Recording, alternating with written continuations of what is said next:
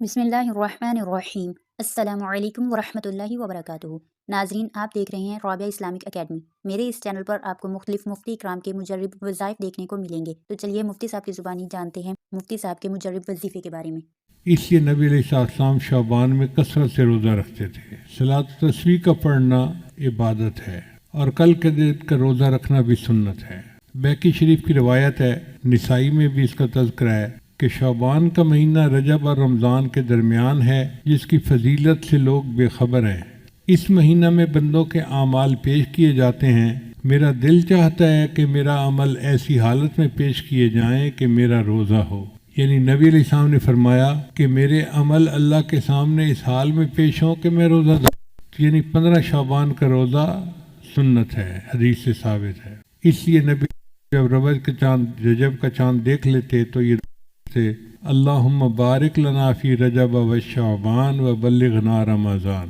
حضرت علی عنہ روایت کرتے ہیں کہ 15 شعبان کو رات کا قیام کرو، دن کو روزہ رکھو، چونکہ اس رات میں غروب آفتاب کے بعد ہی اللہ تعالیٰ آسمان دنیا پر جلوہ افروز ہو جاتے ہیں اور اعلان کرنے والا اعلان کرتا ہے کوئی مغفرت چاہنے والا کہ اس کی مغفرت کی جائے، ہے کوئی رزق کو طلب کرنے والا کہ اس کو رزق دوں، ہے کوئی مصیبت زدہ کہ میں اس کی مصیبت کو دور کر دوں، ہے کوئی حاجت طلب کرنے والا کہ میں اس کی حاجت روائی کروں۔ اب آپ اندازہ لگائیے کہ آج کی رات میں اللہ رب العزت اعلان فرماتے ہیں، ہے کوئی مصیبت زدہ جس کی مصیبت میں دور کروں، ہے کوئی حاجت والا جس کی حاجت کو میں پورا کر دوں۔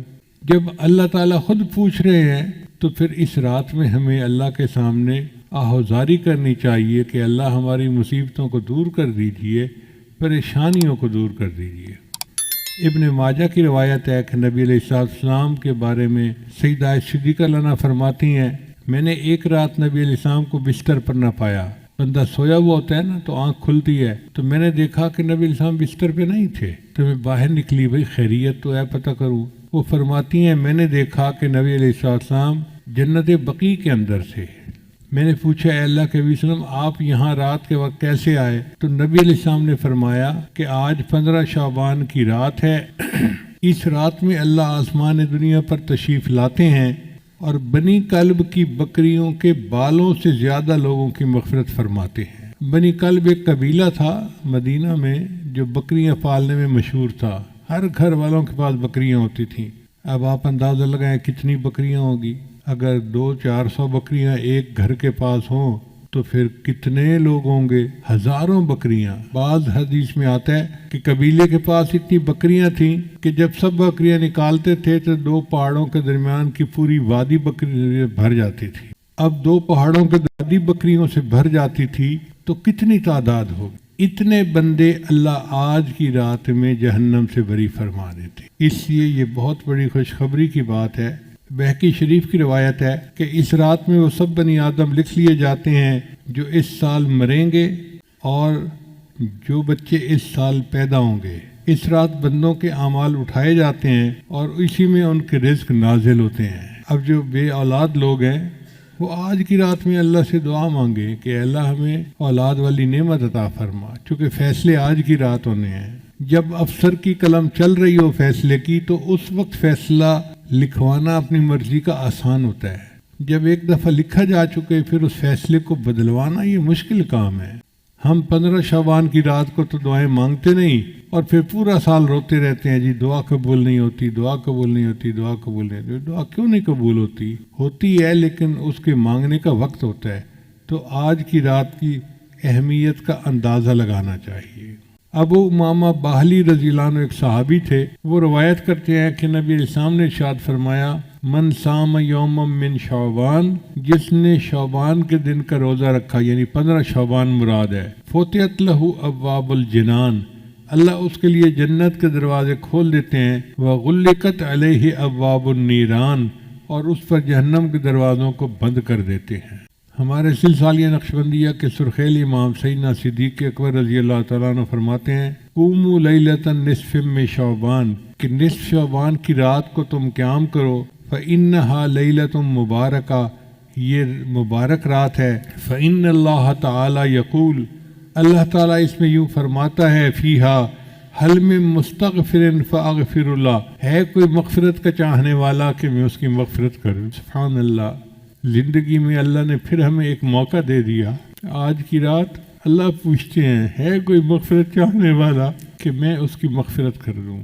تو بھائی ہم اللہ کے سامنے فریاد کریں، پکاریں، دعائیں مانگیں کہ اے اللہ ہم مغفرت چاہتے ہیں، ہم بڑے خطا کار ہیں، گناہ گار ہیں۔ آج کی رات برکت والی رات ہے۔ علماء نے لکھا ہے کہ حضرت موسیٰ علیہ السلام کو جو طور پہ نبوت ملی تھی وہ 15 شعبان کی رات کو ملی تھی۔ خدا کی دین کا موسیٰ سے پوچھئے احوال کہ آگ لینے کو جائیں پیمبری مل جائے۔ انسان کو مال کتنا ملنا ہے اس کے فیصلے آج کی رات ہوں گے، کس کا نکاح ہونا ہے اس کے فیصلے آج کی رات ہوں گے، کس کو بچے ملنے ہیں فیصلہ آج کی رات ہوگا، صحت والی نعمت ملنی ہے اس کا فیصلہ آج کی رات ہوگا، کس کو آئندہ سال زندگی ملنی ہے فیصلہ آج کی رات ہوگا۔ اب رزق تو اللہ تعالیٰ نے ہمیں پہنچانا ہے، ہم اگر کہیں نا کہ اللہ ہمیں رزق نہ دے پھر بھی اللہ رزق دیں گے چونکہ ذمہ اس نے لیا ہوا ہے۔ کتنے لوگ ہیں جو آج قرضے کی وجہ سے پریشان ہیں، کسی نے بینک کے قرضے دینے ہیں، کسی نے لوگوں کے قرضے دینے ہیں، لوگ رسوا کرتے ہیں۔ کتنے لوگ ہیں جو گھر سے بے گھر ہیں، پردیس کے دھکے کھاتے پھر رہے ہیں کہ یہ اخراجات پورے نہیں ہوتے۔ کتنے لوگ مرض سے پریشان، بچے بیمار ہیں، ہسپتالوں کے چکر لگا لگا کے تھک گئے ہیں۔ کتنے لوگ نوکری نہ ملنے کی وجہ سے پریشان، کاروباری خسارے کی وجہ سے پریشان۔ کتنے لوگ ہیں بیٹی کے مناسب رشتے نہ ملنے کی وجہ سے پریشان، ان کو نیک قدردان لوگوں کا ساتھ نہیں ملتا۔ کتنے لوگ اولاد نہ ہونے کی وجہ سے پریشان۔ عورت تعلیم یافتہ بھی ہے، اچھے گھر کی بھی ہے، ہر صفت ہے اس کے اندر، مگر ساس دھمکی دیتی ہے تیری اولاد نہیں ہو رہی میں بیٹے کی دوسری شادی کر دوں گی، نند ہے تو اٹھتے بیٹھتے تانے دیتی ہے۔ اب اس عورت کی ٹھنڈی آنکھیں اللہ ہی جانتا ہے۔ کتنے لوگ ہیں کہ بچیوں کی شادیاں تو ہو گئیں، میاں کی درمیان محبت نہیں ہے۔ اب جس عورت کو شادی کے بعد خامد کی محبت نہ ملے تو اس کا گھر کیسے آباد ہوگا؟ ان سب کا علاج کیا ہے کہ ہم آج کی رات میں اللہ رب العزت سے سچی توبہ کریں اور خوب دعا مانگیں کہ اللہ ہماری ان پریشانیوں کو دور کر دیجیے۔ یہ پکی بات ہے، جو چاہیں اللہ چاہیں گے وہ ہوگا، جو نہیں چاہیں گے وہ نہیں ہوگا، چاہے ہم جو مرضی لگا لیں۔ جو اللہ تعالیٰ بنی اسرائیل کو من و سلوہ کھلا سکتا ہے، کیا امت محمدیہ کو دال روٹی نہیں دے سکتا؟ جو پروردگار بی مریم کو بے موسم کے پھل کھلا سکتا ہے، وہ اپنے محبوب کی امت کو موسم کے پھل کیوں نہیں کھلا سکتا؟ اللہ تعالیٰ کھلانے کے لیے تیار ہے، قصور ہمارا ہے۔ کہتے ہیں کہ پرائی بکری کو کوئی گھاس نہیں ڈالتا، ہم اللہ کے ہیں۔ اب ہم دوسروں کے دروازے پہ جائیں گے تو ہمیں دھکے ہی ملیں گے۔ ہمارا دروازہ اللہ کا دروازہ ہے، ہمیں چاہیے کہ ہم اس کے اوپر جھکیں۔ تو اللہ تعالیٰ اپنے محبوب صلی اللہ علیہ وسلم کے توفیل ہم پر خصوصی رحمتیں فرما دے اور ہماری مرادوں کو اللہ تعالیٰ اپنی رحمت سے پورا فرما دے۔ اب پورے بیان کا خلاصہ یہی نکلا کہ سال کی ابتدا محرم سے ہوتی ہے جو مجاہدے کا مہینہ ہے، اور سال کی انتہا ذوالحجہ پہ ہوتی ہے جو مشاہدے کا مہینہ ہے۔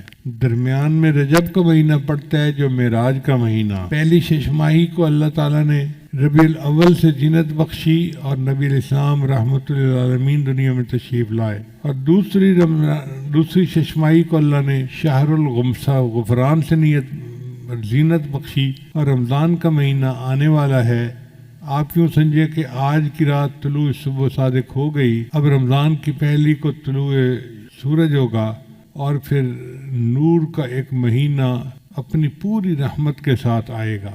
اللہ تعالی ہمیں اس مہینہ کے لیے تیاری کرنے کی توفیق عطا فرمائے۔ یہ تیاری کوئی ورزش کرنے کا نام نہیں ہے، بلکہ ہم اپنی زندگی سے گناہوں کو ختم کریں اور اللہ تعالیٰ کو منانے کے لیے پوری کمر کس لیں، ہمت کر لیں۔ خدا ان کی مدد کرتا ہے جو اپنی مدد آپ کرتے ہیں۔ لہذا دعا ہے کہ اللہ تعالیٰ آج کی رات میں ہم سب مسکینوں کی بخشش فرمائے اور ہماری جتنی بھی مرادیں ہیں اللہ اپنی رحمت سے پورا فرمائے۔ وآخر دعوانا ان الحمدللہ رب العالمین۔ ناظرین، اگر آپ کو ہماری یہ ویڈیو پسند آئی ہو تو ہماری ویڈیو کو لائک کر دیں اور مزید ایسی ویڈیو دیکھنے کے لیے ہمارے چینل کو سبسکرائب کر دیں۔ جزاک اللہ۔